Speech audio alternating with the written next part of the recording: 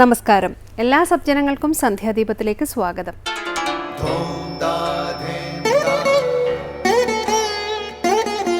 ശുഭം ഭവതു കല്യാണമായുസാരോഗ്യവർദ്ധനം സർവദുഃഖ വിനാശായ സന്ധ്യാദീപം നമോസ്തുതേ. നാമം ജപായനം പുണ്യം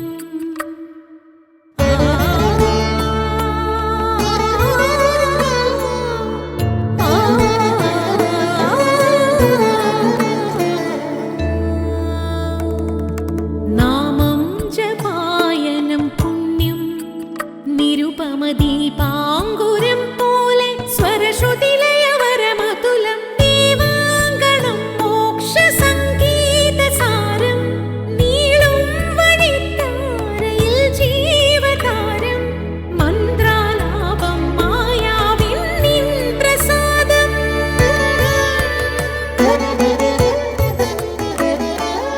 ഇരുൾ നീങ്ങിയുണരുന്ന തെളിനാളദീപം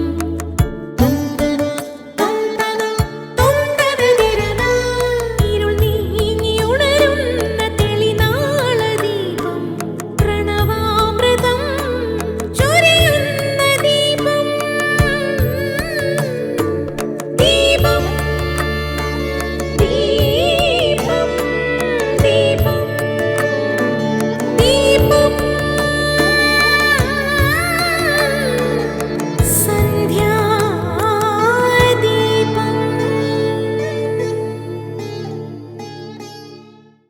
ഈശ്വരാർപ്പണമായി കർമ്മങ്ങളെ അനുഷ്ഠിക്കുന്നതിൽ പ്രധാന തടസ്സം കാമ്യബുദ്ധിയാണ്.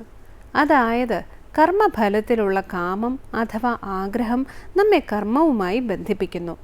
കർമ്മബന്ധം തന്നെയാണ് സംസാരബന്ധത്തിൻ്റെ മൂലകാരണം. ഞാൻ ചെയ്യുന്നു, എൻ്റെ കർമ്മം എന്നീ വിചാരത്തോടെ ചെയ്യുന്ന കർമ്മങ്ങൾ നമ്മിൽ അതിനനുസൃതമായ സംസ്കാരത്തെ ഉണ്ടാക്കുന്നു.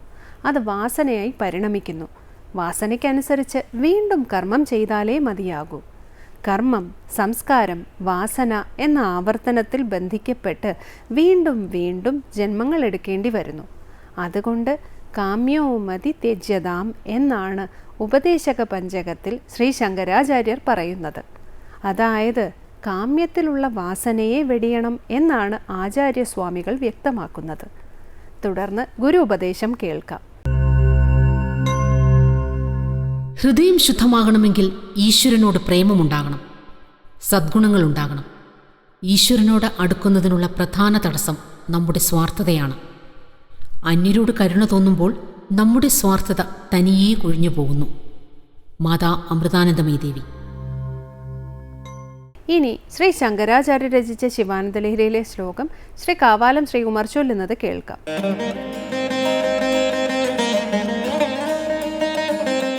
जननमृत्युतानां सेवया देवतानां न भवति सुखलेश संशयो नास्ति तत्र अजनिममृतरूपं साम्बमीशं भजन्ते य इह परमसौख्यं ते हि धन्या लभन्ते. जननमृत्युतानां सेवया देवतानां न भवति सुखलेश संशयो नास्ति तत्र अजनिममृतरूपं साम्बमीशं भजन्ते य इह परमसौख्यं ते हि धन्या लभन्ते.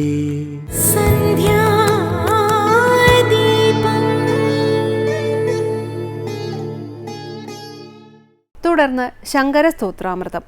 ജന്മമരണരഹിതമായ നിത്യനും ശാശ്വതനുമായ ശ്രീ പരമേശ്വരനെ ആരാണോ പൂജിക്കുന്നത് അവർക്ക് പരമസൗഖ്യം ലഭിക്കുന്നു. ദേശകാല പരിമിതിയില്ലാത്ത ആനന്ദമാണത്. അതാണ് മോക്ഷം. ശ്രീ ശങ്കരാചാര്യ രചിച്ച ശിവാനന്ദലഹരിയിലെ 83-ാം ശ്ലോകം സ്വാമി ചിദാനന്ദപുരി വ്യാഖ്യാനിക്കുന്നത് തുടർന്ന് കേൾക്കാം.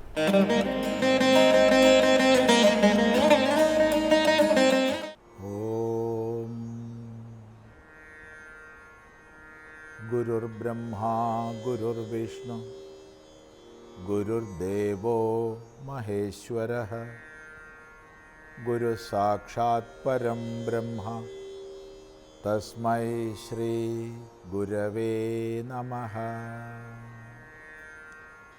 ഓം സദാശിവസമാരംഭാം ശങ്കരാചാര്യമധ്യമാം അസ്മദാചാര്യപര്യന്താം വന്ദേ ഗുരുപരമ്പരാം. ശ്രീ ശങ്കരസ്തോത്രകൃതികളിൽ ശിവാനന്ദലഹരിയിൽ 83-ാമത്തെ ശ്ലോകമാണ് നമ്മൾ ശ്രദ്ധിക്കുന്നത്. അവിടെ ജനന മരണങ്ങളോടുകൂടിയ ദേവതകളുടെ സേവ കൊണ്ട് പാരമാർത്ഥികമായ സുഖം ലഭിക്കില്ല എന്നല്ല ഈ വിഷയത്തിൽ ഒരു സംശയവുമില്ല എന്ന് പറഞ്ഞു. ദേവന്മാർ ജനനത്തോടും മരണത്തോടും കൂടിയവരാണ്. ഇപ്പം ജനന മരണയുക്തരായവരുടെ പൂജ കൊണ്ട് ഒരിക്കലും ജനന മരണങ്ങൾക്കുപരിയുള്ള ആത്യന്തികമായ സുഖപ്രാപ്തിയില്ല. ഇവിടെ വളരെ ശ്രദ്ധിച്ച് മനസ്സിലാക്കേണ്ടുന്നതാണ്, ഏത് ദേവതോപാസകനായാലും ഇത് പരമാത്മാവ് തന്നെ, പരമേശ്വരൻ തന്നെ എന്ന കാഴ്ചപ്പാടോടുകൂടിയാണോ പൂജിക്കുന്നത് എങ്കിൽ അത് മുക്തിഫലമാണ്. ഇവിടെ ഒരു സന്ദേഹം ഈ വിഷയത്തിൽ ഉണ്ടാവരുത്. എന്നാൽ പ്രത്യേകം കാര്യസാധ്യങ്ങൾക്ക് ഞാൻ ഇന്നിന്ന ദേവതയെ ആശ്രയിക്കുന്നു എന്ന ഭാവത്തിലുള്ള പൂജ കൊണ്ട് പരമമായ ആനന്ദത്തിലേക്ക് ഉയരില്ല. പിന്നെന്താണ് മാർഗം? അജനിമമൃതരൂപം, അജനിം ജന്മരഹിതനെ, അമൃതരൂപം അമൃതരൂപനെ, സാംബം അമ്പയോടൊത്തവനെ, ഈശം അങ്ങനെയുള്ള ഈശ്വരനെ, യേ ഭജന്തേ യാവരാണോ ഭജിക്കുന്നത്. ഇപ്പോൾ ജന്മമരണരഹിതമായ നിത്യനും ശാശ്വതനുമായ അജോ നിത്യ എന്നിങ്ങനെ ശ്രുതി പ്രഖ്യാപിക്കുന്ന പരമാത്മതത്വത്തെ, പരമേശ്വരനെ ആരാണോ പൂജിക്കുന്നത്, സേവിക്കുന്നത്, സാംബമീശം, സാംബം സാംബനെ, സാംബൻ എന്നാൽ അമ്പയോട് കൂടിയവൻ. അമ്പ അമ്മ പാർവതി, ഇപ്പോൾ പാർവതിയോടൊത്തവൻ സാംബൻ. അങ്ങനെയുള്ള ഈശ്വരനെ ആരാണോ പൂജിക്കുന്നത്, തേ ഇഹ പരമസൗഖ്യം ലഭന്തേ, അവരിവിടെ പരമമായ സൗഖ്യത്തെ പ്രാപിക്കുന്നു. പരമമായ സൗഖ്യമെന്ന് പറഞ്ഞാൽ ദേശകാല വസ്തു പരിമിതിയില്ലാത്ത, അതിനേക്കാൾ കവിഞ്ഞ് മറ്റൊന്നില്ലാത്ത സൗഖ്യത്തെ, അത് ആനന്ദമാണ്. ആനന്ദം മോക്ഷമാണ്. പരമമായ മോക്ഷപദത്തെ പ്രാപിക്കുന്നു. എന്നിട്ട് പറയുകയാണ്, തേഹി ധന്യാഹ, നിശ്ചയമായും അവരാണ് ധന്യന്മാർ. അങ്ങനെ ഈ ലോകജീവിതത്തിൽ ഈശ്വരോപാസനയിലൂടെ പരമമായ മുക്തിയിലേക്ക് ഉയരുന്നവർ ധന്യന്മാരാണ്. അവർ മനുഷ്യ ജന്മത്തെ സഫലമാക്കിയവരാണ്. താത്കാലിക കാര്യലാഭത്തിന് വേണ്ടി ദേവതാപൂജ ചെയ്യുന്നവർക്ക് അതത് കാര്യലാഭം ഉണ്ടാവും, ഇല്ല എന്നൊരിക്കലും പറയാൻ പാടില്ല. എന്നാൽ അതുകൊണ്ട് സുഖം ഉണ്ടാവില്ല, താത്കാലിക കാര്യലാഭം മാത്രമേ ഉണ്ടാവുള്ളൂ. ഇതാണ് ഈ ശ്ലോകത്തിൻ്റെ താത്പര്യം. അതുകൊണ്ട് താത്കാലിക കാര്യലാഭങ്ങളെ മാറ്റിവെച്ച് പരമമായ കൃതാർത്ഥതയ്ക്കായിക്കൊണ്ട് ഏകനും അദ്വിതീയനുമായ ഈശ്വരനെ പൂജിച്ചാലും, ആ ഈശ്വരനെ വിഷ്ണുവായി കണ്ടോളൂ, ശിവനായി കണ്ടോളൂ, ദേവിയായി കണ്ടോളൂ, ഗണപതിയായി കണ്ടോളൂ, സുബ്രഹ്മണ്യനായി കണ്ടോളൂ, ഏത് ഭാവത്തിൽ വേണമെങ്കിൽ കണ്ടോളൂ, ഒരു വിരോധവും ഇല്ല. പക്ഷേ ഇത് പരമേശ്വരനാണ് എന്ന ഭാവന ഉറയ്ക്കണം. സർവഗുണങ്ങൾക്കും ഉപരിയുള്ള, സർവദേവതാഭാവങ്ങൾക്കും ഉപരിയുള്ള സത്യസ്വരൂപനാണെന്ന ഭാവന ഉറയ്ക്കണം. ആ ഭാവനയാണ് നമുക്കുണ്ടാവേണ്ടത്. അതാണ് ഈ ഒരു ശ്ലോകത്തിൻ്റെ താത്പര്യം. നോക്കൂ, ജനനമൃത്യുതാനാം സേവയാ ദേവതാനാം ന ഭവതി സുഖലേശ സംശയോ നാസ്തി തത്ര അജനിമമൃതരൂപം സാംബമീശം ഭജന്തേ യ ഇഹ പരമസൗഖ്യം തേ ഹി ധന്യാ ലഭന്തെ. തുടർന്ന് ശിവ തവ പരിചര്യ സന്നിധാനായ ഗൗര്യ ഭവ മമ ഗുണധുര്യാം ബുദ്ധികന്യാം പ്രദാസ്യേ. സകലഭുവനബന്ധോ സച്ചിദാനന്ദ സിന്ധോ സദയ ഹൃദയഗേഹേ സർവദാ സംവസത്വം. ശിവ തവ പരിചര്യ സന്നിധാനായ ഗൗര്യ ഭവ മമ ഗുണധുര്യാം ബുദ്ധികന്യാം പ്രദാസ്യേ. സകലഭുവനബന്ധോ സച്ചിദാനന്ദ സിന്ധോ സദയ ഹൃദയഗേഹേ സർവദാ സംവസത്വം. ഹേ സകലഭുവനബന്ധോ, ഹേ സച്ചിദാനന്ദ സിന്ധോ, ഹേ ശിവ, ഹേ സദയഹൃദയ. അനേക സംബോധനകളാണ് ഈ ശ്ലോകത്തിൽ. സകല ഭുവനബന്ധോ, സകല ഭുവനത്തിനും ബന്ധുവായവൻ, ഈ ജഗത്തിലുള്ള സർവർക്കും ബന്ധുവായി ഹിതത്തെ ചെയ്യുന്നവൻ, ലോകത്തിന് മുഴുവൻ നന്മ ചെയ്യുന്നവൻ. ഹേ ഭഗവാനെ, അങ്ങ് സകല ഭുവന ബന്ധുവല്ലേ? അതുപോലെ സച്ചിദാനന്ദ സിന്ധോ, സച്ചിദാനന്ദത്തിൻ്റെ സമുദ്രമാണ്. ഇപ്പോൾ സച്ചിദാനന്ദ സമുദ്രമായിരിക്കുന്ന ഭഗവാനെ, സദയഹൃദയ, അങ്ങേയറ്റം ദയയോടുകൂടിയ ഹൃദയമുള്ളവനെ, ശിവ എന്നിങ്ങനെ സംബോധന ചെയ്തിട്ടാണ് പ്രാർത്ഥിക്കുന്നത്. എന്താണ് ആ പ്രാർത്ഥന? നമുക്ക് അടുത്ത പ്രാവശ്യം ശ്രദ്ധിക്കാം.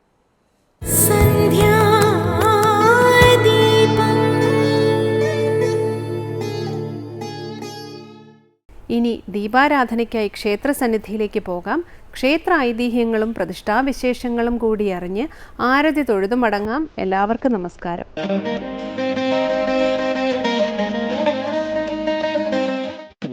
നല്ലൊരായിരം ജന്മണ്ടേലും എന്നും മുടങ്ങാതെ പാടിയാലും കൊഞ്ചിത വിളവാഴും ദേവിമാത്മ്യങ്ങൾ വർണ്ണിച്ചു തീർക്കുവാനാർക്കു സാധു.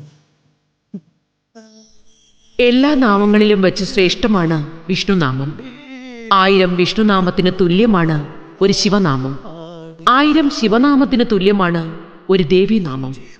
അങ്ങനെയുള്ള 1000 നാമങ്ങൾ കൊണ്ട് മാതൃസ്വരൂപിണിയായ ദേവിയെ നിത്യവും സ്തുതിക്കുന്ന പുണ്യഭൂമിയാണ് തിരുവനന്തപുരം നഗരത്തിനുള്ളിലെ കൊഞ്ചിറവിള ശ്രീ ഭഗവതി ക്ഷേത്രം.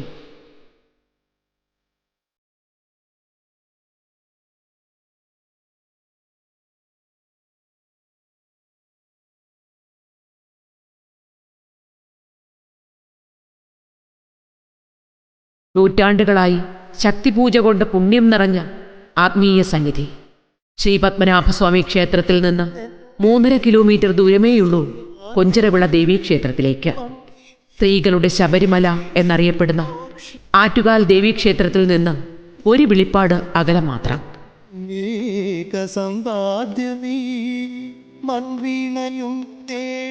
ശ്രീ ഭദ്രകാളിയോടൊപ്പം ശ്രീ ദുർഗാദേവിയെയും ക്ഷേത്രത്തിൽ ആരാധന നടത്തിവരുന്നു.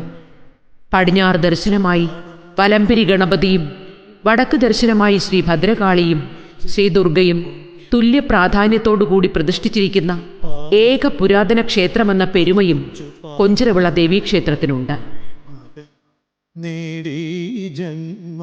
എൻ്റെ ജീവിതത്തിലെ പ്രധാനപ്പെട്ട കാര്യങ്ങളെല്ലാം നടക്കുന്നത് കൊഞ്ചിറവിള അമ്മയുടെ നടയിൽ നിന്നാണ്. ഈയിടെ പുറത്തിറങ്ങിയ കൊഞ്ചിറവിള അമ്മയെക്കുറിച്ചുള്ള ഒരു ആൽബത്തിൽ എനിക്ക് പാടുവാനുള്ള അവസരമുണ്ടായി. ആ ഗാനത്തിൻ്റെ 2 വരി ഞാൻ പാടുകയാണ്. അമ്മയെന്നുള്ളൊരു മന്ത്രം ജപിച്ചു ഞാൻ അമ്മയെ കൈത്തൊഴുന്നു. വിളിക്കുമ്പോഴെല്ലാം പുഞ്ചിരി പ്രഭ തൂകി കൊഞ്ചിറവിള ദേവി അരികിലെത്തും. തൊഴുതാലും ശ്രീഭദ്രേ മതിവരില്ല. ശ്രീകോവിലിൽ ചതുർബാഹുവായ ഭഗവതി ശാന്തസ്വരൂപിണിയാണ്. ഗണപതി, നാഗർ, മന്ത്രമൂർത്തി, ബ്രഹ്മരക്ഷസ്, മാടൻ തമ്പുരാൻ എന്നീ ഉപദേവന്മാരുമുണ്ട്. എല്ലാ മാസവും പൗർണമി നാളിൽ നടക്കുന്ന ഐശ്വര്യ പൂജയും ആയില്യം നാളിലുള്ള ആയില്യ പൂജയുമാണ് ഇവിടെ വിശേഷം. ഈ സന്നിധാനം ഞാൻ താണ്ടി എത്ര നാളി വഴി മൺവിണയും പേരി. കൊഞ്ചിറോള അമ്മ ആലംബഹീനർക്ക് അഭയസ്ഥാനമാണ് കൊഞ്ചിറോള ശ്രീ ഭഗവതി ക്ഷേത്രം. അപ്പം അമ്മയുടെ വിശ്വാസം ഓരോ ഭക്തജനങ്ങളുടെയും മനസ്സിലുണ്ടെങ്കിൽ തീർച്ചയായിട്ടും അമ്മയുടെ അനുഗ്രഹം നിങ്ങൾക്ക് ഏവർക്കും ഉണ്ടാവും. തീർച്ചയായിട്ടും അമ്മയുടെ അനുഗ്രഹത്തിനായി നിങ്ങൾ അമ്മയെ സമീപിച്ച് അമ്മയെ വിശ്വസിച്ചാൽ നിങ്ങൾക്ക് എല്ലാവർക്കും നന്മ മാത്രമേ അമ്മ നൽകൂ.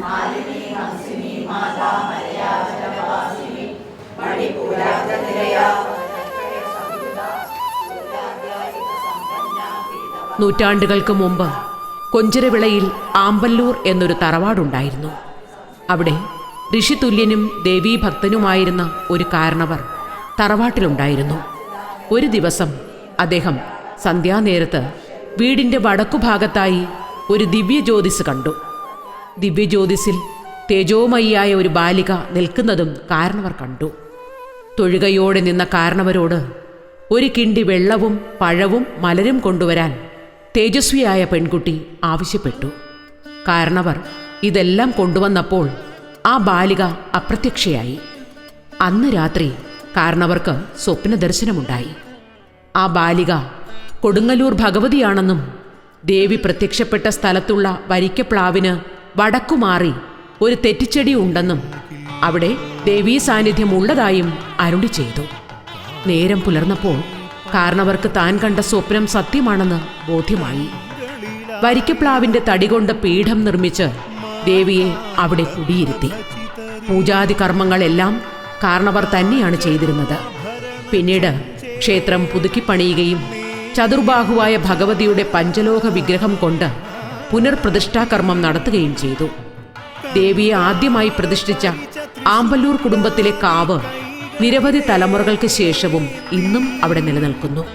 കാളിദേവി വാഴുക വാഴുക. കൊഞ്ചിറവിള ദേവീക്ഷേത്ര ഭാരവാഹികൾ കാവിലെത്തി അനുഗ്രഹം വാങ്ങിച്ച ശേഷമേ ഉത്സവം ആരംഭിക്കൂ. ആറ്റുകാലമ്മയുടെ ജ്യേഷ്ഠ സഹോദരിയാണ് കൊഞ്ചിറവിള ദേവി എന്നൊരു സങ്കല്പവുമുണ്ട്. കൊടുങ്ങല്ലൂരിൽ നിന്നും വന്ന സഹോദരിമാരിൽ ജ്യേഷ്ഠത്തി ആമ്പല്ലൂർ കാരണവർക്ക് ദർശനം നൽകി കൊഞ്ചിറവിളയിലും, അനുജത്തി മുള്ളുവീട് കാരണവർക്ക് ദർശനം നൽകി ആറ്റുകാലിലും കുടികൊള്ളുന്നുവെന്നാണ് ഭക്തർ വിശ്വസിച്ചു പോരുന്നത്. ഇരുക്ഷേത്രങ്ങളിലെയും ചടങ്ങുകളിലും ആചാരങ്ങളിലും കാണുന്ന സാമ്യത ഈ വിശ്വാസത്തെ കൂടുതൽ ശക്തിപ്പെടുത്തുന്നു. കുടിയിരുത്ത്, തോറ്റംപാട്ട്, പുറത്തെഴുന്നള്ളിപ്പ് എന്നിങ്ങനെ ഉത്സവ ആരംഭം മുതൽ അവസാനത്തെ കുരുതി വരെയുള്ള അനുഷ്ഠാനങ്ങളിലെല്ലാം രണ്ട് ക്ഷേത്രങ്ങളിലെയും ചടങ്ങുകളിൽ ഈ സാമ്യത കാണാൻ കഴിയും.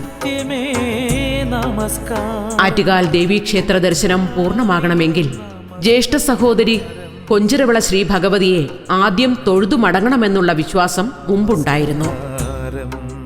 ആറ്റുകാൽ അമ്പലത്തിൽ നിന്നും പുറത്തെഴുന്നള്ളിപ്പ് മണക്കാട് ധർമ്മശാസ്ത്ര ക്ഷേത്രത്തിൽ പോയാണ് തിരികെ വരുന്നത്. അതുപോലെ തന്നെയാണ് കൊഞ്ചിറവിള ഭഗവതി ക്ഷേത്രത്തിലെയും പുറത്തെഴുന്നള്ളിപ്പും മറ്റ് ചടങ്ങുകളും തോറ്റംപാട്ടും എല്ലാ ചടങ്ങുകളും കുത്തിയോട്ട വ്രതാരംഭം മുതലുള്ള ചടങ്ങുകളെല്ലാം ആറ്റുകാലുമായി വളരെയധികം സാമ്യമുള്ളതാണ്.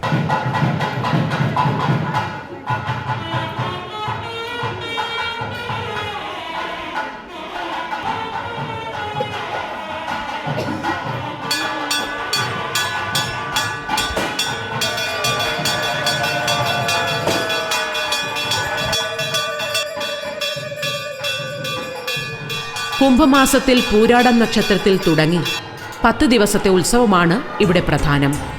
1-ാം ദിവസം കൊടുങ്ങല്ലൂരമ്മയെ പച്ചപ്പന്തലിൽ തോറ്റംപാട്ടിലൂടെ ആവാഹിച്ച് ക്ഷേത്രത്തിൽ കാപ്പുകെട്ടി കുടിയിരുത്തുന്നതോടെ ഉത്സവത്തിന് തുടക്കമാകും. ചിലപ്പതികാരത്തിലെ കണ്ണകിയുടെ കഥയാണ് തോറ്റംപാട്ടായി പാടുന്നത്. 3-ാം ഉത്സവത്തിന് കുത്തിയോട്ട നേർച്ചക്കാർ വ്രതാനുഷ്ഠാനം തുടങ്ങും. 9-ാം ദിനമായ അശ്വതിക്കാണ് പൊങ്കാല. അന്ന് വൈകിട്ട് 3 മണിക്ക് പൊങ്കാല നൈവേദ്യം നടക്കും.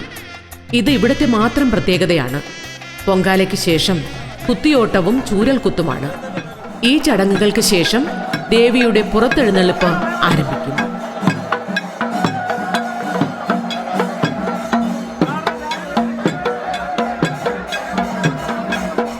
നൂറുകണക്കിന് കുത്തിയോട്ടക്കാരുടെ അകമ്പടിയോടെ ദേവി മണക്കാട് ശ്രീ ധർമ്മശാസ്താ ക്ഷേത്രത്തിലെത്തും. അവിടുത്തെ ഉപചാരങ്ങളും പൂജയും കഴിഞ്ഞ് ദേവി ക്ഷേത്രത്തിലേക്ക് തിരിച്ചെഴുന്നള്ളും.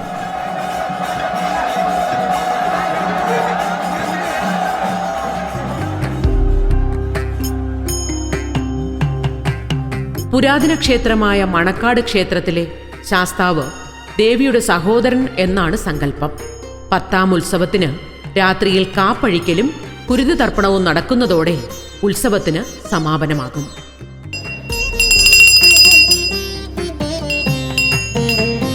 ശാന്തസ്വരൂപിണി ജഗദംബികേ കൊഞ്ചിറ വിളവാഴും ഭുവനേശ്വരി ശ്രീചക്രവാസിനി ധർമ്മ സംരക്ഷിണി ശ്രീപാദം ഞാനിതാ കുമ്പിടുന്നേൻ ശ്രീപാദം ഞാനിതാ കുമ്പിടുന്നേൻ ആദിപരാശക്തി ശങ്കരരൂപിണി കാരുണ്യദായിനി ജ്ഞാനരൂപേ ത്രൈലോക്യമോഹിനി മോക്ഷപ്രദായിനി ആമ്പല്ലുകാവിരേ ദീപപ്രഭേ ശ്രീപാദം ഞാനിതാ കുമ്പിടുന്നേ.